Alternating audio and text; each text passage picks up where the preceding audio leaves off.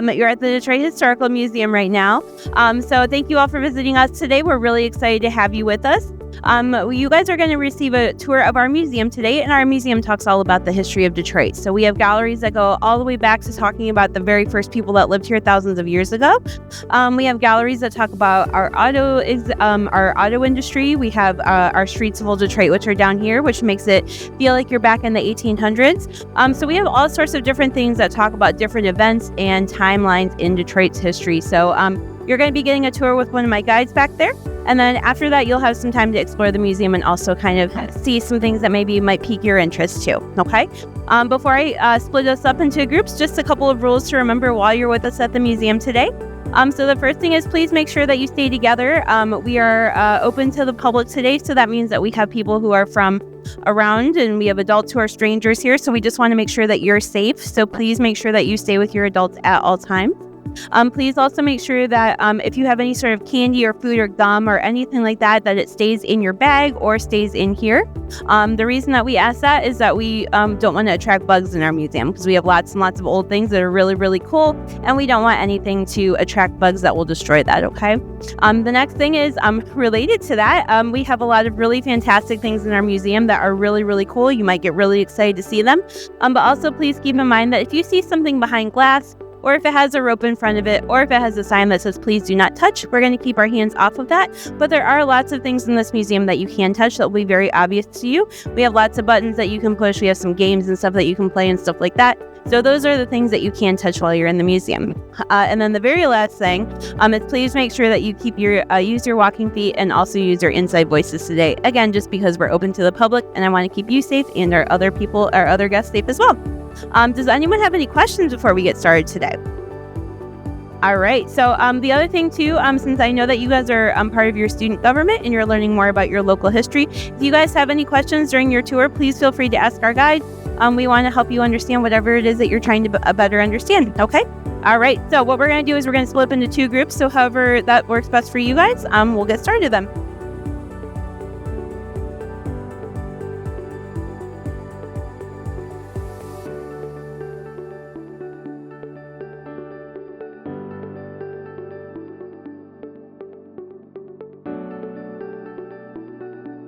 Of old Detroit. So this is going to be a little bit different than the other exhibits you'll look at while you're here, because most of the other exhibits, they'll kind of tell you what Detroit was like in the past, where this one really tries to show you what Detroit looked like a long time ago. So we are currently in the 1840s. We actually passed through a few time periods. We started in the 1900s, which was 126 years ago. We moved to the 1870s, 156 years ago, and now we're in the 1840s, 186 years ago. So looking around here, what do you see that's different from the Detroit you know today? So the streets are made out of very different material than they used to be. Nowadays we have these concrete and asphalt streets. Here we actually have a type of road called cobblestone. And so a bunch of different rocks of different shapes and sizes all cobbled together into a single road. And these are not the best to walk on, but they are better than what they had before, which was dirt roads, because when it rains, the dirt roads get muddy, and there are stories about children needing a horse to even cross the street, where they would just sink right into the mud. Clothing. And there's a few different things that are different about this. The suit styles are different. The hats are made out of beaver fur, which we'll talk more about later, but fur hats are just not so stylish as they used to be now. And then there's also a sign there that says ready-made clothing. Do you guys ever see a sign that says ready-made clothing on clothing stores today? No, because that's something that we expect now. That clothing, when you walk into a clothing store, the clothing there will have been produced already. It's already ready for you. But at this time in the 1840s, that's still kind of a new idea. The idea of there being clothing in small, medium, and large, and all of these sizes. So that's a new thing as well. There was the War of 1812 happened a few decades before this, and that was when people really started wearing sizes of uniforms, small, medium, and large. And when the war ended, they started wearing that in civilian life too. Another thing, some things here are actually the same as they are. There's some businesses at this time that are still around, like the Detroit Savings Fund Institute is now Comerica Bank, and over there the Democratic Free Press is now called the Detroit Free Press. But at this time in the 1840s, being the Democratic Free Press meant they supported the Democratic Party, which meant they were kind of pro-slavery at a time when this was a major debate happening in the United States. So the Democratic Free Press was actually one of the last places to have someone enslaved working for there, a man named Hector, and it was run by John John R. Williams, who was very heavily anti-abolition. He was very against the abolition of slavery and would publish articles criticizing the Underground Railroad, which was something major that was happening in Detroit at this point. You can actually see that over there. And even before slavery was gone in British Canada, people were escaping the other way, but at this point it's just going one way, people crossing that river to escape from the United States and get to Canada. And so because Detroit is so close to Canada, it's an important part of this Underground Railroad, this movement of people from slavery into freedom in places like Canada. And Detroit gets a nickname. It's called Midnight, which is the last stop before dawn. That's freedom in Canada. So we have lots of people in Detroit crossing the river with help from the African American, African Canadian communities to get to freedom in Canada. And people such as the Democratic Free Press oppose this, but was still kind of this major force in anti-slavery activism at this point in time. Now, looking at these streetlights here, are there any guesses about what these two poles on either side are used for? That's a good guess. Sometimes they would be used for decoration. Any other guesses? Yeah, they could be used for hanging clothes as well, but these are used for ladders. You would take a ladder and you would lean against there, and that's how you would climb up and light the lights every single night. Because unlike the ones we have here, these ones would not have actually had electricity. They would be using whale oil brought in from the East Coast, and people would be lighting those every night in order to light the streets. And so that works a little bit differently. Someone had to be a lamplighter and do that job every single night. And another difference is that nowadays streetlights are kind of spread out evenly throughout the city, but at this time you would actually have to pay to get a streetlight installed in front of your business. So they were all kind of scattered around, so it wasn't really that helpful for being able to see at nights. One more thing I want to point out is that blacksmith shop over there. How many of you have played Minecraft before? Yeah, a few of you. Can any of you tell me something you can make out of iron? Yep, swords, spears, other kinds of weapons. Anything else? Make a what? Armor. Yep, iron armor, protect yourself against those weapons. Yep, you can make mine carts, different forms of transportation. You can also use them to make train cars and cars later on, and kind of boats as well. So iron is very useful for a lot of different things, especially in a city like this. At this point, they don't have cars, but they do have horses, and horses are using iron horseshoes. So you guys can actually walk around inside the blacksmith shop for a moment to kind of see what people are making out of iron at this point.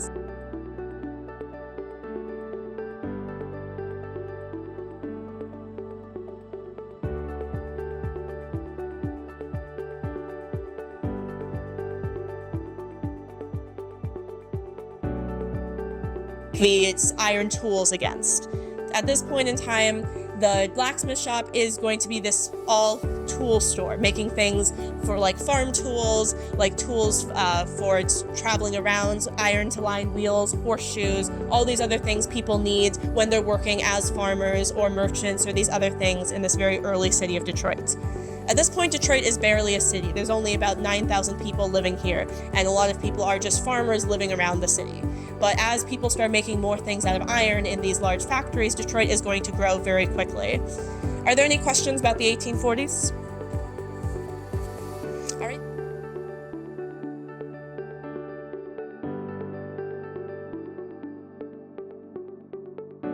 And they would just kind of be picking up those buckets and passing over the water, and this would lead to a lot of water spilling and the fire not actually getting out. So it was not the most efficient method. And then later on, we have volunteer fire departments. And that sounds good, but how that actually worked was only the team that got to the fire fastest would get paid. So it was all these volunteer fire groups fighting each other over who got to get paid, and the fire is not actually getting out the most efficiently.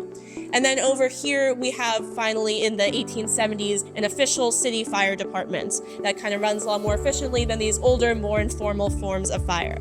Now, they still don't have cars that can move these vehicles on their own, so instead this is a horse-drawn fire carriage. 3 or 4 horses would kind of get tied up here, and they would pull the fire cart around to wherever the fire was happening.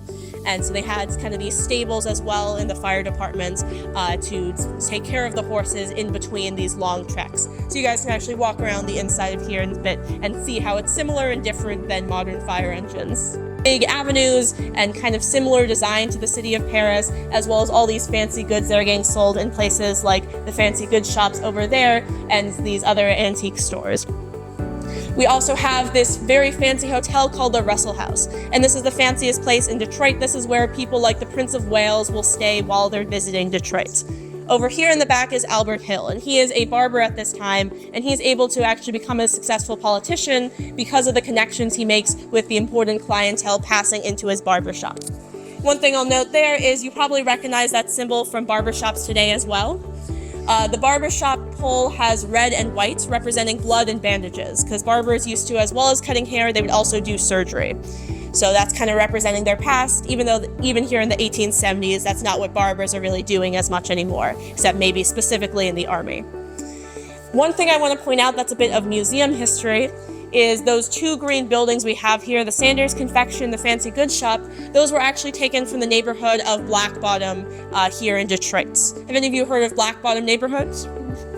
So Black Bottom neighborhood was kind of one of the biggest and most prosperous black neighborhoods in Detroit up until the 1950s when urban renewal happened, which was when a lot of minority neighborhoods were getting destroyed in order to create highway systems through the city of Detroit, the modern highway system we have today. And so Black Bottom's neighborhood was destroyed in the 1950s, which was the same time this exhibit was getting built. So as the neighborhood was getting destroyed, they actually took some buildings from the neighborhood and put them in here to repurpose them as buildings from the 1870s, even though these were buildings that existed in the 1950s. So kind of a little bit that shows you how this museum was affected by changes happening in the city of Detroit that at this point are history to us. Now, is there any other questions about the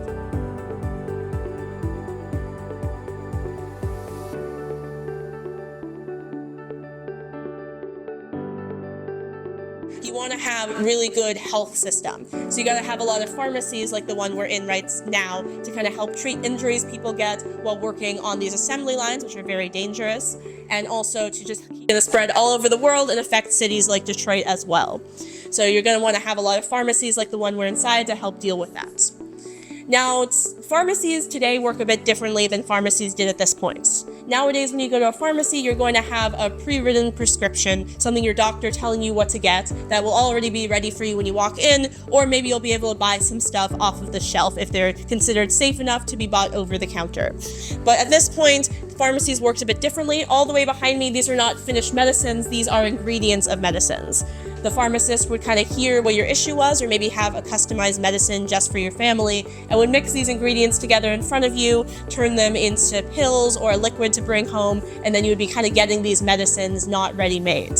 There were also some ready-made medicines like the brands you can see up there, and also patent medicines. Have you guys ever heard of snake oil salesmen? So that's, if you hear kind of like a Wild West story, a snake oil salesman is someone who's kind of traveling around and he's selling these medicines that are kind of made up.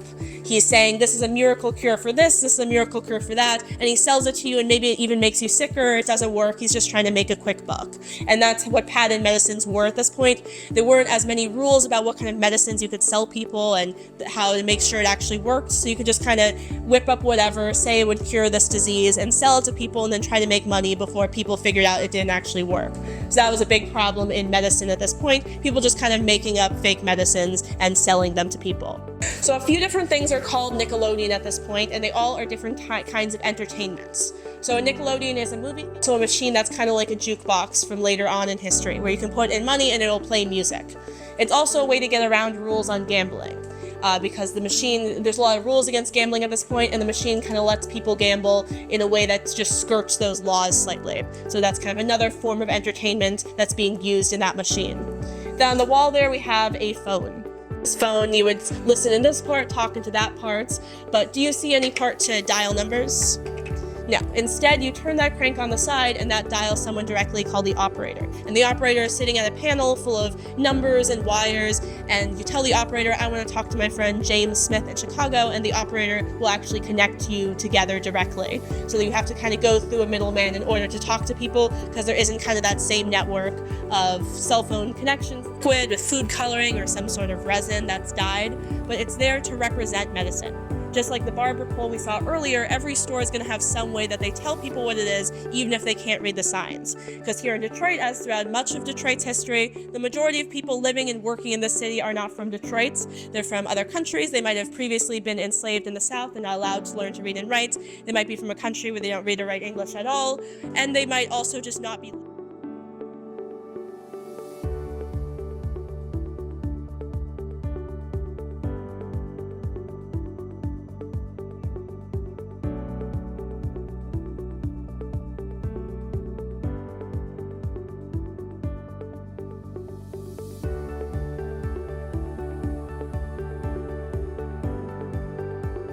1600s. And they're killing so many beavers to turn to hats that they're running out of beavers to kill to turn to hats. So when they cross the Atlantic Ocean and are part of this larger colonization, they're very excited there are a lot of beavers around that they can use to turn to hats and kind of continue this fur trade industry. So instead of kind of going around the area and trying to find them themselves, the French, they start trading with the Anishinaabe. And this is how Detroit gets started. The French set up a place called Fort Pontchartrain du Détroit. So Détroit meaning on the strait, so kind of a skinny little strip of water that we refer to as the Detroit River.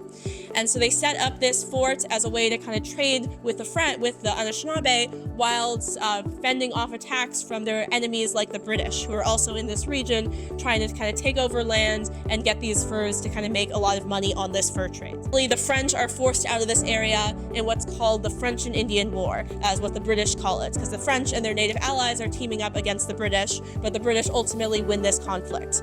And one of the British soldiers involved in this conflict is George Washington, who will later on kind of help lead this American Revolution that will kind of change hands of this place again. Before that, there's something called Pontiac's War. Have you guys heard of Pontiac? So Pontiac is one of the leaders of the Odawa, and he does not like when the British take over this area. Because the French were interested in kind of having actual trade agreements. They would give gifts, which is kind of important on Anishinaabe culture when you're doing a trade agreement. They would marry into indigenous families in order to create these strong connections. So they were more interested in kind of playing by the rules of diplomacy in the Great Lakes region. But the British were not as interested in that. They were kind of leading to all these conflicts. They were mistreating their trading partners. So Pontiac and various other members of the Anishinaabe, the native people, kind of rise up against the British to try to force them out of the region. They're ultimately unsuccessful, but they are able to kind of get the British to be more respectful trading partners moving forward. But then George Washington and his other British allies ultimately decide to do the American Revolution and leave the British Empire. And from there, things do get significantly worse, as the Americans are a lot less interested in continuing the trade and more interested in kind of taking over the land in order to kind of use it for their own purposes. So there would be a lot more conflict in this region because of that moving forwards. Now, over here, involved. So the British still don't really respect the Americans as a country, so there's another conflict between the British and the Americans, and Detroit gets very heavily involved, because like we mentioned downstairs, we're right along that border with Canada. And the British actually take over Detroit, led by Isaac Brock, and with the aid of Tecumseh, who along with his brother Tenskwatawa has made this big Native American alliance across this region to kind of try to push back against the Americans. So they take over Detroit temporarily, but ultimately the war kind of ends in a bit of a stalemate and returns to American control. And then they're going to wind up in Michigan or Ohio.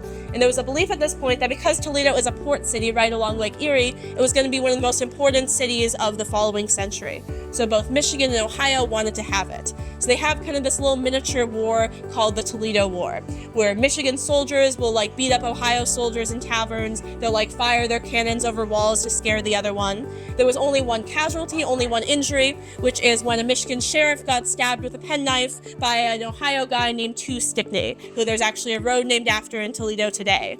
And moving into this time period, it's going to be these big things made in factories like stoves and ships and railroad cars that are really going to define Detroit at this point. And you can kind of look around this area and see.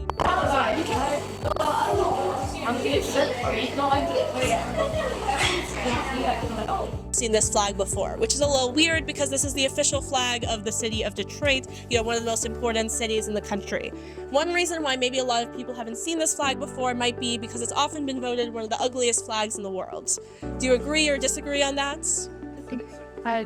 Yeah, why do you agree?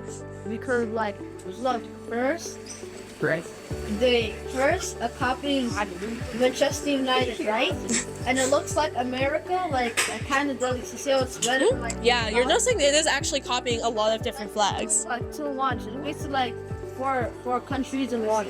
Yeah, so you're noticing there's got a lot of different things going on in this flag. Anyone disagree that the flag is ugly? I'm not too talk about that flag's pretty. Okay, yeah, so some people think it looks pretty even if it's a little bit chaotic. And I like the flag because it kind of tells us a lot about Detroit's history. You were actually correct, that's actually a bunch of different flags all put together. So in this bottom part, this is the flag of France. So this symbol is called the fleur de lis, and that's lily flower in French, and that represents French control of Detroit. And then you might have been thinking of Manchester United because those lions are associated with England. So this is representing that fire I mentioned earlier, Detroit's fire of 1805, when the whole city burns down. The city isn't really much of a city at this point, just kind of a few streets of small wooden buildings that aren't very fire safe. But the whole city burns down, and we have these women here representing how Detroiters felt about this.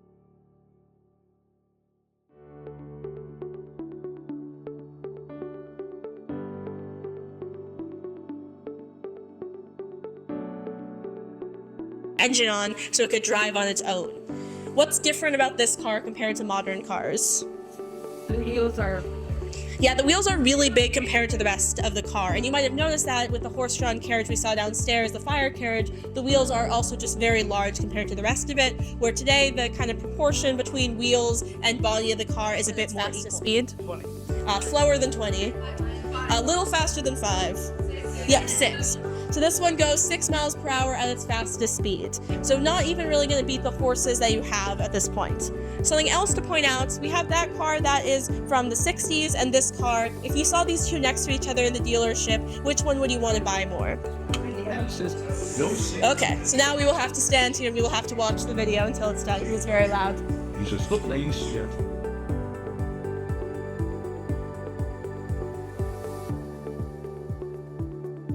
An experiment made by one guy. This is one that's being made really quickly with that assembly line behind you. And because of the assembly line, they're able to make these very quickly, and they don't have to pay workers as much because they're making it so quickly, so fewer hours for workers. And so they are making this, and they're able to make it more affordable than other cars of the past because their costs of making it are a lot lower than the other cars you might have seen back there. So this car is really important because it kind of changes the history of cars. Before then, they're more of a luxury for very wealthy people to be able to buy. By this point, more and more car companies are making cars that are affordable enough even for the assembly line workers themselves to make. So here in the kind of early 1900s, you're going to see lots of changes from the rise of the car industry. Now, are there any questions about anything we've covered on the tour? All right, so at this point, you guys will get an opportunity to kind of explore the rest of the museum. We have the Motor City Music and Gallery of Culture back there. Upstairs, we have a lot of exhibits about various topics in Detroit's history. And downstairs, we have the comic book exhibit, the train room, and a few other spaces to check out.